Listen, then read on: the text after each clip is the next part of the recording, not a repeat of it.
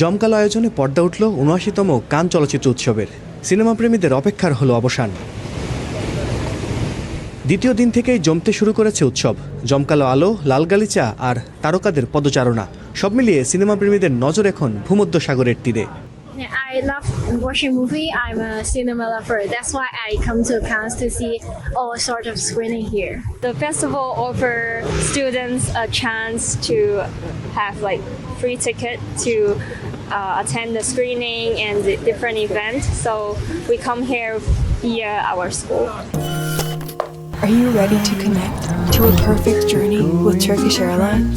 To connect to a journey that's perfect because of you.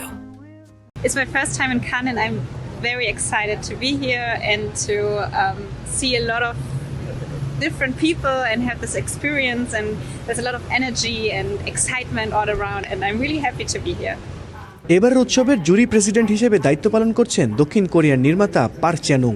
সংবাদ সম্মেলনে দক্ষিণ কোরিয়ার সিনেমার আধিপত্যে উচ্ছ্বাস ছিল তার কণ্ঠে। তারকাদের উপস্থিতি বিশ্ব সিনেমার নতুন ধারা আর মর্যাদাপূর্ণ পাম দরের লড়াইয়ে আগামী ১২ দিন বিশ্ব বিনোদন অঙ্গনের কেন্দ্রবিন্দু হয়ে থাকবে কান।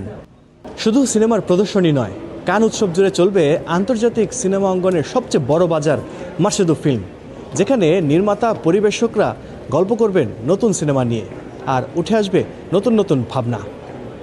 আল কাসির, স্টার নিউজ, ফ্রান্স।